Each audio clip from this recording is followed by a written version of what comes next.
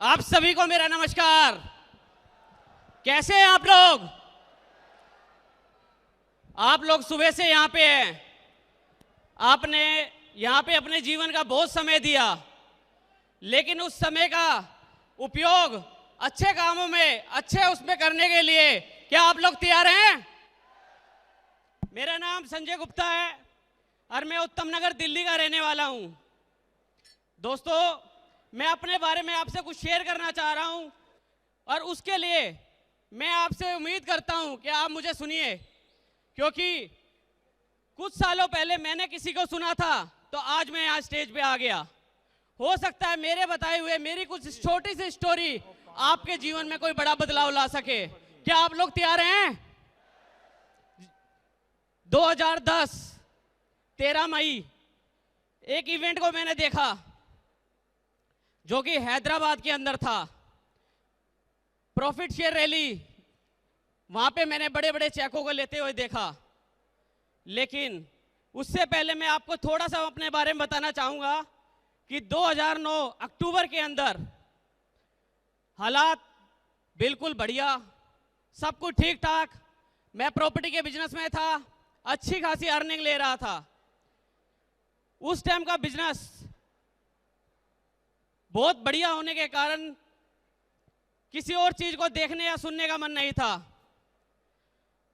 Earning ठीक ठाक थी, कोई कुछ बताता सुनने को राजी नहीं था।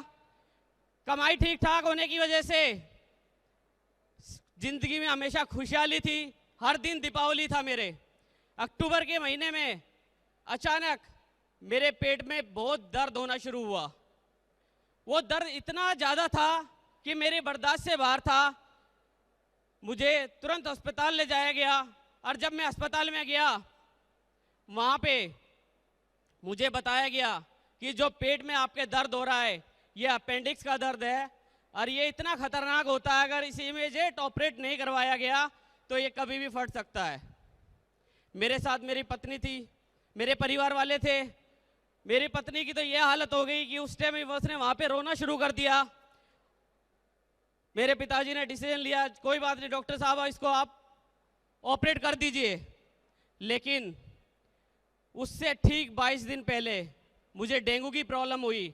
मैं उसी अस्पताल के अंदर 22 दिन तक अस्पताल के अंदर था और उस अस्पताल में रह के मुझे एक चीज समझ आ चुकी थी कि जीवन में अगर कोई बुरी जगह है तो वो अस्पताल है। मैं ये ऊपर वाले से प्रार्थना करूंगा, ऐसी जगह पे अपनों तो क्या, अपने किसी दुश्मन को भी वहां पे नहीं जाना चाहिए। मैं सही हूं या गलत हूं? मैंने वहां पे निर्णय लिया कि अगर मुझे इस दुनिया से जाना ही है तो मैं चला जाऊंगा, लेकिन वापस उस ऑपरेशन को नहीं करवाऊंगा। लेकिन फैमिली वालों ने प्रेशर बनाना शुरू किया तो मैंने डॉक्टर से बात करी कि डॉक्टर साहब मेरा मेडिक्लेम खत्म होने वाला है और उसे करवाने के लिए फेस्टिवल वीक का मुझे समय दे दीजिए, जिससे मैं अपने आप को यहाँ से मेडिक्लेम करा सकूं और मैं अपना ऑपरेशन करवा सकूं। डॉक्टर ने बोला ये रिस्क है, ये आपको ये नहीं करना चाहिए। लेकिन मैंने कहा सर मेरी भी मजबूरी है।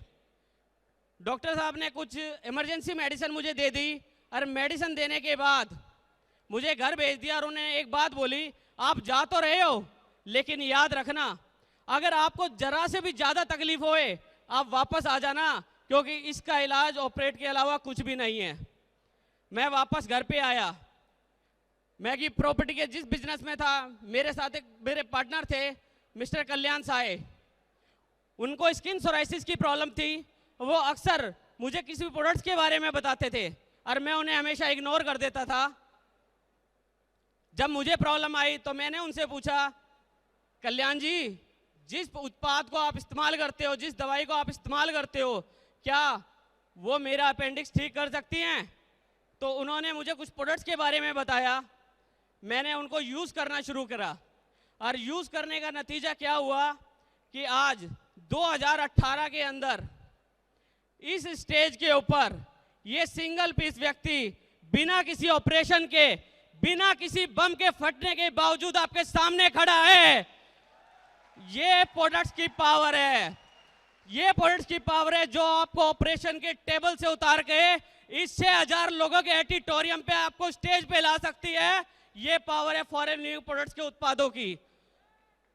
जोर दोस्तों, अगर आज आप मुझे थोड़ा सा हौसला बढ़ाएंगे तो आपका भी हौसला बढ़ेगा सर। जोरदार एक बार। अगर आप किसी मोटिवेशन की उम्मीद करते हैं तो इससे बढ़िया चीज क्या होगी। जर्नी यहां से शुरू हुई, प्रोडक्ट्स के बारे में समझ चुका था, मुझे वहां से इनवाइट किया गया कि आप इसके अंदर एक बिजनेस है उसको भी देख लो। लेकिन मैं अपनी अर्निंग पे था, मैं अच्छी अर्निंग कर रहा था, मुझे बिजनेस की जरूरत नहीं थी। लेकिन मुझे एक चीज बताया गया कि 13 मई 2010 के अंदर जो प्रॉफिट शेयर रैली हो रही है उसके अंदर इस कंपनी के जो सीईओ है मिस्टर रेक्स मोगन, वो हैदराबाद आ रहे हैं। मुझे जैसे ही पता लगा, मुझे लगा कि मैंने अपने जीवन में कभी भगवान को तो नहीं देखा, लेकिन जिस इंसान ने ऐसे उत्पाद बनाए हैं जिन्होंने मेरा जीवन बता दिया, मैं उससे मिलने हैदराबाद जरूर जाऊंगा। मैंने निर्णय लिया, मैं हैदराबाद चला गया। वहां जाके मैंने उस इवेंट को देखा और उस इवेंट के अंदर मैंने एक चीज देखी। वहां पे लगभग इससे ज्यादा लोग थे, इससे ज्यादा लोग थे। चारों तरफ फॉरएवर फॉरएवर फॉरएवर फॉरएवर के नारे लग रहे थे, चारों तरफ लोग गूंज रहे थे, हर कोई अपनी मस्ती में मस्त था। प्रोग्राम शुरू हुआ और चेक मिलने शुरू हो गए। अपने प्रॉफिट शेयर के लोग अपने चेक लेके चले जाते, लेकिन मुझे कुछ समझ में नहीं आ रहा था ये हो क्या रहा है, ये मिल क्यों रहे हैं। अगर ये चेक उनको मिल रहे हैं, ये मुझे क्यों नहीं मिल रहे। अगर यहाँ आने वाले हर व्यक्ति को अगर ये चेक दिया जा रहा है तो मुझे क्यों नहीं दिया जा रहा। मुझे कुछ समझ में नहीं आया। लेकिन जिस व्यक्ति ने मुझे इनवाइट किया था वो बोले ये चेक ऐसे नहीं मिलते, इसके लिए आपको इसके मार्केटिंग प्लान में आना होगा। उन्होंने मुझे नारायणा के लिए इनवाइट किया और मैं जब नारायणा गया, नारायणा जाने पे मैं उस हॉल के अंदर जब बैठा जाके तो मेरी मुलाकात हुई मिस्टर लक्ष्मण से। एक बार चाहूँ मैं अपने अपलाइन लक्ष्मण सर के लिए जोरदार तालियां चाहूंगा आप लोगों से।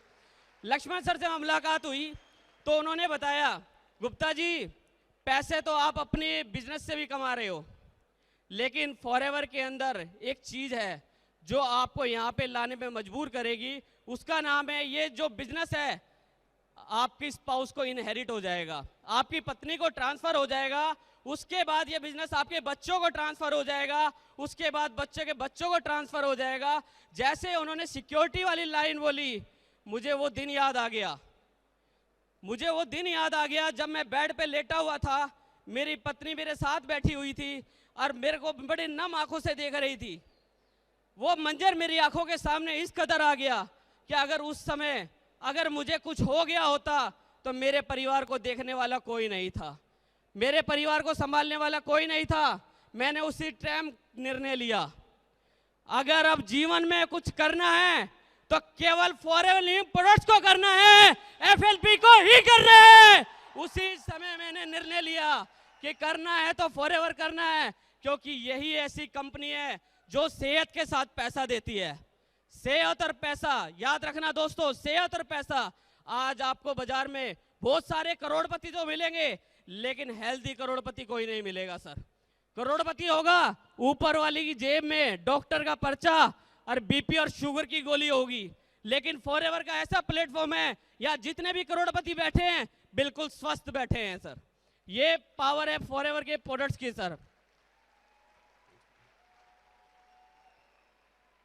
अब जब मन बना कि इसके प्लान को समझा और काम करना शुरू कर दिया। अब कार्य का नतीजा ये हुआ कि उस सिक्योरिटी तक पहुंचना था। अब इस सिक्योरिटी तक पहुंचने के लिए यहाँ पे मैनेजर बनना था। मैंने प्रयास करना शुरू करा, मैंने लोगों को बताना शुरू करा, लोगों को समझाना शुरू करा। नतीजा ये हुआ, लोगों ने मुझसे मिलना बंद कर दिया। मैं लोगों के पास जाता, लोग अपने घर से चले जाते। मैं लोगों को बुलाता, लोग आना बंद कर देते। मैं निराश हो गया। निराश होने के बाद जब इंसान परेशान होता है तो कहाँ जाता है? या तो अपने माँ बाप के पास, या अपनी पत्नी के पास, या अपनी अपलाइन के पास। अब ये जो बिजनेस था, ये मेरी अपलाइन को सब बिजनेस था। मैं अपलाइन के पास गया और मैंने अपनी अपलाइन से एक बात बोली कि मैं जिस बिजनेस से आया हूं वो उसे बड़े सक्सेसफुल रन कर रहा हूं, लेकिन इस बिजनेस में मैं क्यों नहीं कामयाब हो पा रहा हूं। उन्होंने मुझे एक बात बोली, गुप्ता जी एक बात बताओ, जिस बिजनेस को आप कर रहे हो उसमें आपके पास कस्टमर आते हैं या आपके उनके पास जाते हो? मैंने कहा जी मेरे पास शॉप पे आ जाते हैं, कभी कभी जाना भी पड़ जाता है, लेकिन 90% चांसेस ऐसे होते हैं कि वो आते हैं। कहते हैं लेकिन यहाँ पे 100% चांस में आपको लोगों के पास जाना होगा, आपको ये बिजनेस सीखना होगा, और उस सीखने के लिए आपको यहाँ पे ट्रेनिंग हॉल में बैठना पड़ेगा। अक्सर क्या होता है, जब किसी व्यक्ति को जब किसी यहाँ पे आता है और हम उसे कहते हैं यहाँ पे आप ट्रेनिंग ले लीजिए, वो कहते हैं कि जीवन में मैं इतनी पढ़ाई कर चुका हूँ, अब ये कौन सी पढ़ाई मुझे करनी है। मेरे साथ भी ऐसा ही था, मैं सीखना नहीं चाह रहा था, नतीजा ये हो रहा था कि मैं अपनी मंजिल से दूर होता चला गया। लास्ट में मैंने एक डिसीजन लिया कि अगर मुझे अपने परिवार को सिक्योरिटी तक लेके जाना है तो मुझे वो करना पड़ेगा जो मेरी अपलाइन मुझसे कह रही है। मैंने फाइनली सिलेंडर किया और अपने अपलाइन के कहने पे मैंने ट्रेनिंग लेनी शुरू करी। और जब ट्रेनिंग लेनी शुरू करी तो मुझे एक चीज़ समझ में आई कि ट्रेनिंग एक मात्र ऐसा रास्ता है जो आपको हर सक्सेस की तरफ लेके जा सकता है। हम अपनी लाइफ में बहुत सक्सेसफुल हैं, हम अपनी लाइफ में बहुत सक्सेसफुल है, लेकिन हमने लोगों के लिए कुछ नहीं किया। आज हर व्यक्ति अपने आप को कामयाब करने के लिए बहुत से तरीके अपनाता है, लेकिन वो अपने ही को कामयाब करने के लिए करता है। लेकिन फॉरएवर की ट्रेनिंग्स के अंदर बैठ के वहां पे ट्रेनर को सुन के एक चीज समझ में आई, ये प्लेटफॉर्म ऐसा है जो आप लोगों की तरक्की के लिए काम करना शुरू कर देंगे। मैंने लोगों की तरक्की के लिए काम करना शुरू हुआ। नतीजा अक्टूबर 2011 मैं इस कंपनी के अंदर मैनेजर बन गया। अक्टूबर 2011 मैं इस कंपनी के अंदर मैनेजर बना, लेकिन कहते हैं नो पेन नो गेन। अगर आपके अंदर दर्द नहीं है, बर्दाश्त करने की हिम्मत नहीं है, तो आप अपनी कामयाबी को भी पचा नहीं सकते। उस दर्द को बर्दाश्त करने का एक छोटा सा किस्सा मैं आपको बताऊंगा। मेरी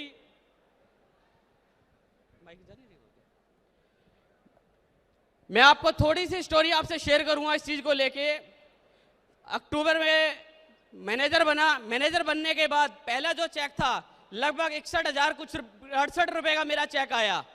मैंने परिवार को दिखाया, लोगों को दिखाया, लेकिन मुझे उससे ज़्यादा एक चीज़ जरूरत थी, उसका नाम था सिक्योरिटी। मैं एक ऐसी इनकम पे पहुंचना चाहता था कि अगर मुझे कुछ हो भी जाए उसके बाद वो लेवल और वो इनकम मेरी मिसेज को ट्रांसफर हो जाए, लेकिन ऐसे जगह पहुंचने वाला था। लेकिन आप लोग फॉरएवर के ट्रेनिंग हॉल में बैठे हैं? हेलो, आप लोग फॉरएवर के ट्रेनिंग हॉल में बैठे हैं? आप में से कितने लोग हैं वहां पे उन्होंने अपने वीडियो को चलते हुए देखा है? वहां पे अक्सर मैनेजर रिट्रीट की वीडियो चल रही होती है, अक्सर वहां पे नाच गाना चल रहा होता है, और बहुत सारे नए पर्सन सोचते हैं ये क्या चीज़ है, यहाँ पे कैसे जाया जाता है। वो मेरे भी दिमाग में चल रही होती थी। मैंने अपने अपलाइन से पूछा कि सर ये क्या चीज़ होती है, इसे कैसे अप्लाई जाया जा सकता है। उन्होंने बताया गुप्ता जी ये मैनेजर रिट्रीट होती है और इसके लिए आपको 750 सीसी करने होंगे, पूरे साल में ग्रुप के साथ आप यहाँ पे इसको क्वालिफाई कर सकते हो। मैंने काम करना शुरू कर दिया, टीम के साथ काम करना शुरू किया। करते करते एक दिन मुझे कहीं से कॉल आती है, मुझे बिहार के लिए इनवाइट किया गया। मैं हरियाणा का रहने वाला हूँ, मैंने अपने जीवन में कभी बिहार नहीं देखा, लेकिन अगर आपको अपनी मंजिल तक जाना है तो ये परवाह नहीं करनी कि कहाँ तक जाना है। मेरे दिमाग में सब चीज़ें चलती थी, आज जहाँ मुझे जाना पड़ेगा मैं वहाँ पे चला जाऊँगा। मैंने अपने परिवार में बात करी और मैं बिहार में चला गया। अब बिहार में मैं जाने के बाद जब मैं वहाँ पे मीटिंग देने के लिए जा रहा था तो उस दिन की जर्नी में आप लोगों से यह करता हूँ, आपको सुन के भी बड़ी हैरानी या हो सकता है आपको हंसी आएगी, वो जर्नी मेरे साथ कैसे बीती थी। मुझे बेगूसराय के लिए इनवाइट किया गया। बेगूसराय में कभी नहीं गया था। मुझे किसी ने बताया आप हाथीदा एक स्टेशन है, आप वहाँ पे उतर जाओ, और उतरने के बाद आप ऊपर जाओगे, वहाँ से आपको बस या जीप मिल जाएगी जो आपको बेगूसराय लेके चली जाएगी। दोस्तों जब मैं वहाँ पे पहुँचा उस दिन बिहार पूरा बंद था। जैसे मैं हाथीदा स्टेशन पे उतरा वहाँ पे बिहार बंद था, किसी राजनीतिक के कारण से वहाँ पे बिहार को पूरा बंद कर दिया। और जब मैं उस जीप को पकड़ने के या बस को पकड़ने के लिए ऊपर गया तो देखा वहाँ पे सब कुछ बंद होने की वजह से चारों तरफ लोग ही लोग थे, चारों तरफ लोग ही लोग थे। अब मैं 3-4-5 घंटे खड़ा होकर वहां सोचता ही रहा कि मैं क्या करूं। इतने में एक जीप वाले ने आवाज दी, बेगूसराय।